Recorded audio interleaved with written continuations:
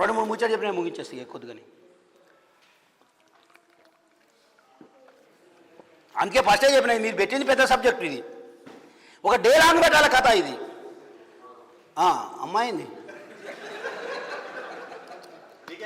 అక్క దావతు పోతే కూర్చోవా, వద్దంటారా ఎవరన్నా దావతు పోతే వద్దంటారా చెప్పి. పెళ్ళి 10ంటికంటే 9 పోయి కూర్చుంటాడు ఆడ. పెళ్లి చూడన్నా మన చూడాడు, ఎప్పుడు స్టార్ట్ అవుతుందా అని అటువైపే కూర్చుంటాడు.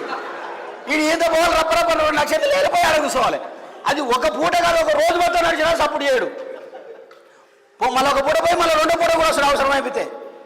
ఈ రేవంత్ రెడ్డి వస్తుంటాడు. అదే వాడు ఎక్కడ పోయినారో మళ్ళీ కాంగ్రెస్లో పోయినా అంటే అందరూ వచ్చిరో లేరో చూసేస్తాను పోయినా అంటాడు కాంగ్రెస్లకు. ఎందుకంటే ఆయన ఫస్ట్ బీజేపీ, తర్వాత టీఆర్ఎస్, ఆ తర్వాత టీడీపీ, మళ్ళీ ఇప్పుడు కాంగ్రెస్. కానీ వాళ్ళు ఎప్పుడు మనకు లీడర్లే, ఎప్పుడు మనకు పాలకులే.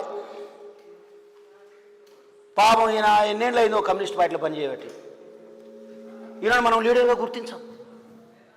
ఆయన ఒక సంచేసుకొని రాష్ట్రం అంతా కేవీపీఎస్ అనుకుంటా కులం పోవాలని, మాలమాదిలు ఏకంగా ఉండాలని, ఈ పెత్తందారుల పైన పోరాటాలు జరపాలని, బడా భూస్వాములకు వ్యతిరేకంగా పోరాటం చేయాలని, 1000 ఎకరాలకు వ్యతిరేకంగా ఆయన పోరాటం చేస్తుంటాడు. మనకు లీడర్ కనిపించాడు. పొరపాటున ఏ మల్రెడ్డి రంగారెడ్డో రామరెడ్డో రేవంత్ రెడ్డి వస్తే అడావుడి ఇటురుక అటురుక జెండాలు గట్ట. నేను అనుకున్నా, నేను వచ్చేప్పుడు అనుకున్నా మరి మా వాళ్ళు ఎవరైనా ఒకటి బ్యానర్ అని కట్టి నా చూసిన, ఒక్క బ్యానర్ లేదు అమ్ముతాడు చెప్తున్నా. ఊరి ఏమంటే ఇంకా నేను లీడర్గా గుర్తించబడలేదు రా అనుకున్నా. వచ్చేప్పుడే కారులో చూసిన, ఏడలేదు బ్యానర్ ఒక్కట్లేదు. కనీసం ప్రోగ్రామ్ బ్యానర్ అని ఉండాలి కదా, దారి చూపించేది, అది కూడా లేదు. అంటే మనం ఇంకా లీడర్లుగా గుర్తించబడేటటువంటి పరిస్థితుల్లో ఉన్నాం. అది మన తప్పు కాదు. That is the state of the society. ఇప్పటికీ ఆ రెడ్డి అంటే అంతే గౌరవం ఉంది, ఇప్పటికీ ఆ బ్రాహ్మణ అంటే అంతే గౌరవం ఉంది, ఇప్పటికీ ఆ వెలమదొర అంటే అంతే గౌరవం ఉంది. కానీ నిజమైన ఉత్పత్తి శక్తులు, ఈ సమాజాన్ని బతికిస్తున్న వాళ్ళు, ఈ సమాజానికి బట్టలిచ్చినోడు, ఈ సమాజానికి కుండలిచ్చినోడు, ఈ సమాజానికి చెప్పులిచ్చినోడు, ఈ సమాజానికి ఆఖరికి వాని నమ్మకము మంచో చెడో వాని తలపండు పగలాలంటే కూడా శ్మశానంలో ఆయన తలపండు పగలాలంటే కూడా మళ్ళీ మావోడే మా బేగరోడు పోయి తలకాయ పెట్టి పొడిస్తే ఠాప్న బలగంగానే అమ్మ స్వర్గం వచ్చింది రానిపోతాడు ఆడికి. ఇటువంటి వాళ్లకు నాయకత్వం లేదు ఇవాళ. కాంగ్రెస్ చెప్పింది నిన్న 2023 ఎలక్షన్కు ముందు సామాజిక న్యాయం అంటే కేర్ ఆఫ్ కాంగ్రెస్. నేను ఇప్పుడు అడుగుతున్నా రేవంత్ రెడ్డిని, సోనియా గాంధీని, రాహుల్ గాంధీని, సోకాల్డ్ కాంగ్రెస్ లీడర్లను అడుగుతున్నా, ఈ కాంగ్రెస్ ప్రభుత్వంలో చాకలి కమ్యూనిటీ నుంచి ఎంతమంది ఎమ్మెల్యేలు ఉన్నారు? జనాభా ఎంత ఉంది? ఈ సమాజంలో మంగళ వాళ్ళు ఎంతమంది ఎమ్మెల్యేలు ఉన్నారు మీ అసెంబ్లీలో?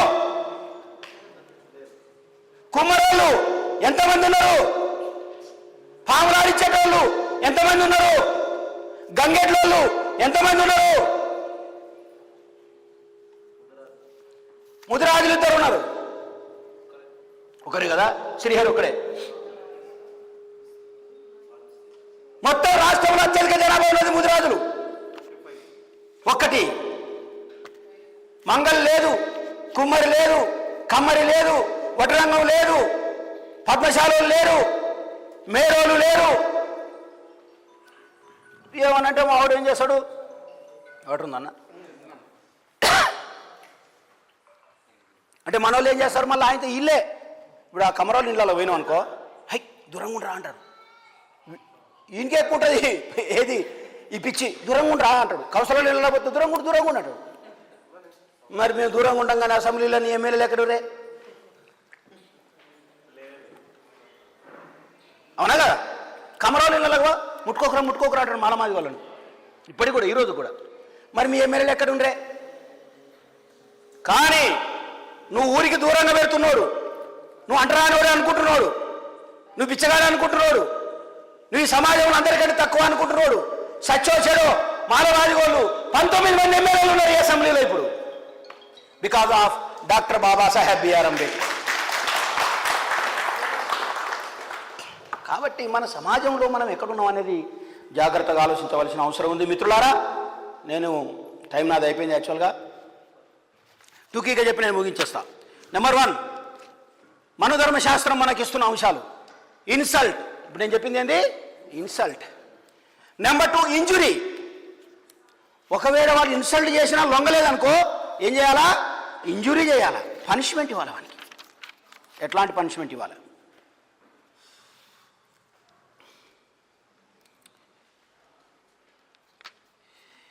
ఏకజాతి జాతిస్తూ వాచాదారుణాక్షిహం జిహ్వాయ ప్రాప్నూయా ఛేదం జఘన్య ప్రభావో హి సహ. ఒకప్పుడు ఈ శ్లోకాలు చదవాలంటే మనోళ్ళు చచ్చిపోదురు. వాటికి మంచినీళ్ళు తాగినట్లేదా నేను చదువుతుంటే? ఏముంది అలా? ఇక్కడ మంచినీళ్ళు తాగినాడు ఒక శ్లోకం చదివి ఏముంటుంది అలా? మనకి ఎంత వరస్ట్ డిఫినేషన్ ఇచ్చేసి తెలుసా వాళ్ళు? శూద్రుడు అంటే ఏం చెప్పండి? శూద్రుడు అంటే సూదరులు అంటాం మనం ఇక్కడ. సూదరులు అంటే బీసీలు, అవునా? వాడు ఎట్లా అవమానించండి తెలుసా? శూద్రులు అంటే ఎవర్రా అంటే వాడు చెప్తాడు ఏమంటాడు తెలుసా? వృషాలచ్చ జగనాంగ జన్యచ్చ. వృషాలచ్చ దూడ పెదువులోడు, జగనాంగ జన్యచ్చ. జగనం అంటే నడుము, జగనాంగం అంటే ముడ్డి. జగనాంగ జన్యచ్చ ముడ్డి నుంచి పుట్టినోడు. ఏం డిఫినేషన్ ఇచ్చిర్రా మనకు? వాడు ఇచ్చిన డిఫినేషన్ అవివరచ్చ, శూద్రచ్చ. అవి నేను శ్లోకాలు చెప్తున్నా కదా, రికార్డ్ చేసుకోండి, పెట్టండి సమాజం ముందర. లేదంటే నా ముందరికి రమ్మనండి, నేను చూపిస్తా కాగితం, డాక్యుమెంటరీ ఎవిడెన్స్. శూద్రచ్చ శూద్రుడేవాడు, అవివరచ్చ నల్లగుండేటోడు, వృషాలచ్చ దూడపెదువులోడు, జగనాంగ జన్యచ్చ ముడి నుంచి పుట్టినోడు. మరి బ్రాహ్మడు ఉత్తమాంగోద్భవ శరీరం. శరీరంలో అన్నిటికంటే ఉత్తమాంగోద్భవ, అన్నిటికంటే ఉత్తమమైంది తలకాయ. ఈ తలకాయ నుంచి ఎవడైతే పుడతాడో వాడు బ్రాహ్మడు. వానికేం డెఫినేషన్ ఇచ్చుకుండు, మనకేం డెఫినేషన్ ఇచ్చిండు? అన్నిటికంటే ఉత్తమైంది ముఖం, ముఖంలో నుంచి బ్రాహ్మడు పుట్టిండు. అన్నిటికంటే దరిద్రమైంది ముడ్డి, వీడి ముడ్డి నుంచి పుట్టిండు. మరి వానికేం గౌరవం ఇచ్చింది మన ధర్మశాస్త్రం? మనకేం గౌరవం ఇచ్చింది? అధ్యాపనం అధ్యయనం చాయజనం యాజనం దానం ప్రతిగ్రహం చైవ బ్రాహ్మణ నామ కల్పయే. ఏం చేయాలి?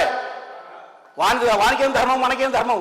అందుకే ఈ మనోధర్మశాస్త్రాన్ని 1927వ సంవత్సరంలోనే డాక్టర్ బాబాసాహెబ్ బిఆర్ అంబేద్కర్ వేలాది మందిని సహా ఏం చేశాడు? ఒక దగ్గర సమీకరించి నిట్టని నూనె తగలబెట్టేశాడు. This is the book of worst things అన్నాడు. ప్రపంచంలో అన్నిటికంటే వరస్ట్ బుక్ ఏదైనా ఉంటే ఇదే అన్నాడు ఆయన. నెక్స్ట్ పనిష్మెంట్ ఎట్లుంటుందో చూడు, ఇక్కడ చెప్తున్నాడు. ఏకజాతి ద్విజాతిస్తూ వాచా దారుణయా క్షివం జూహాయ ప్రాప్నూయా ఛేదం జఘన్య ప్రభోహి సహ. ఏం చెప్తున్నాడు? ఎవడైనా ఒకవేళ ఈ శూద్రుడు అనేటటువంటి వాడు అగ్రకులాలను చెప్పుకున్నటువంటి వాళ్ళని తిట్టినా, వాళ్ళ వైపు చూసినా, వాళ్ళు చదివేటటువంటి శాస్త్రం చదివినా, జిహ్వాయ ప్రాప్నూయా ఛేదం, జిహ్వాయ నాలుక, ప్రాప్నూయా ఛేదం నిట్ట నీరు చీల్చిపడేయాలి. నా శ్లోకం కాదు నాయన, మా అయ్య రాయలేదు, మా తాతకు చదివే రాదు, మా ముత్తాతకు అసలే దిక్కు దివాన్ లేదు, వాళ్ళు రాసిన పుస్తకమే చూపిస్తున్నా. అదే మన ధర్మశాస్త్రం చెప్తుంది. నాలుకలు కోసేయర్రా అన్నది. Injustice or injury.